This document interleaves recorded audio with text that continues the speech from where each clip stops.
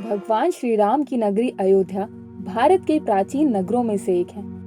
हिंदू धार्मिक मान्यताओं के अनुसार अयोध्या में भगवान श्री राम का जन्म हुआ था और ये नगर सरयू नदी के किनारे पर बसा हुआ है।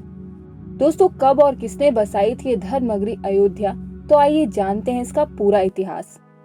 स्कंद पुराण के अनुसार जिस तरह से काशी भगवान शिव के त्रिशूल पर टिकी है, उसी प्रकार धार्मिक विश्वास है कि अयोध्या भगवान विष्णु जी के सुदर्शन चक्र पर विराजमान है।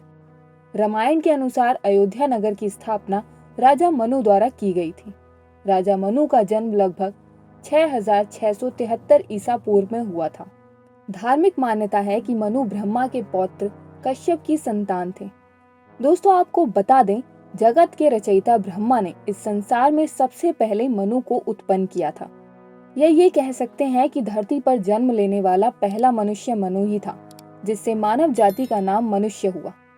पौराणिक कथाओं के अनुसार ब्रह्मा जी से जब मनु ने अपने लिए एक नगर के निर्माण की बात कही तो ब्रह्मा जी उन्हें भगवान विष्णु जी के पास ले गए। विष्णु जी ने उन्हें साकेत धाम में एक उपयुक्त स्थान बताया और साथ ही इस नगरी को बसाने के लिए ब्रह्मा तथा मनु के साथ देवताओं के शिल्पकार विश्वकर्मा को भेज दिया। इसके अलावा और उन्होंने अपने रामावतार जन्म के लिए एक उपयुक्त स्थान ढूंढने के लिए महर्षि वशिष्ठ को भी उनके साथ भेजा। मान्यता है कि महर्षि वशिष्ठ द्वारा सरयू नदी के तट पर भगवान राम की लीला भूमि का भी चयन किया गया और विश्वकर्मा ने वहां अयोध्या नगर का निर्माण आरंभ कर दिया। आपको बता दें कि रामायण में अयोध्या का जिक्र कौशल जनपद के रूप में भी किया गया है। भगवान राम के जन्म के समय इस नगर का नाम अवध के रूप में जाना जाता था। अयोध्या के अलावा कपिलवस्तु, वैशाली, मिथिला और कौशल में इक्ष्वाकु वंश के शासकों ने राजपाट चलाया। पौराणिक मान्यताओं के अनुसार ये नगर सप्तपुरियों में से एक है। अयोध्या, मथुरा, हरिद्वार, काशी, कांजी, अवंतिका और द्वारका ये सभी पवित्र नगर माने जाते हैं। दोस्तों, धर्म ग्रंथों के आधार पर समाज की धारणा है कि जब मर्यादा पुरुषोत्तम श्री राम जी ने अपने मानव रूप को छोड़ दिव्य धाम के लिए प्रस्थान करा तो उनके साथ संपूर्ण अयोध्या, वहां के भवन, मठ मंदिर और यहाँ तक कि कीट पतंगे भी सरयू नदी में समाहित हो गए और उनके साथ दिव्य धाम में चले गए, जिस वजह से अयोध्या नगरी त्रेता युग में ही उजड़ गई थी। लेकिन उस समय उनकी जन्मभूमि पर बना महल वैसे का वैसा ही था। अयोध्या बहुत दिनों तक उजड़ी रही। तब श्री राम पुत्र महाराज कुश, जो कुशावाती में राज करने लगे थे, पुनः अयोध्या आए और फिर से अयोध्या को बसाया। इसका उल्लेख कालिदास ने रघुवंश ग्रंथ में किया है। कुश की मृत्यु के बाद उनका बेटा अतिथि राजा बना। इसके बाद सूर्यवंशी राजाओं की अगली 44 पीढ़ियों तक इसका अस्तित्व बरकरार रहा।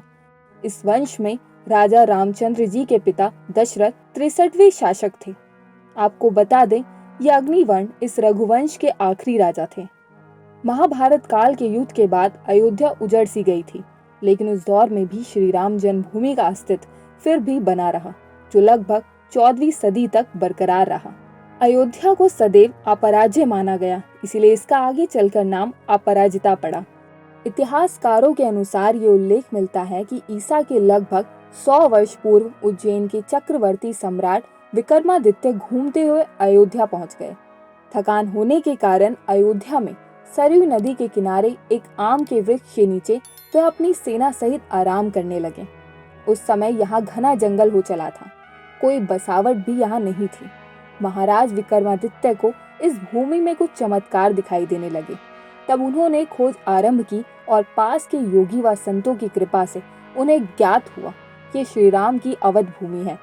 उन संतों के निर्देश से सम्राट ने यहाँ एक भव्य मंदिर के साथ ही सरोवर, महल आदि बनवाए। कहते हैं कि उन्होंने श्री राम जन्मभूमि पर काले रंग के कसौटी पत्थर वाले 84 स्तंभों पर विशाल मंदिर का निर्माण करवाया था।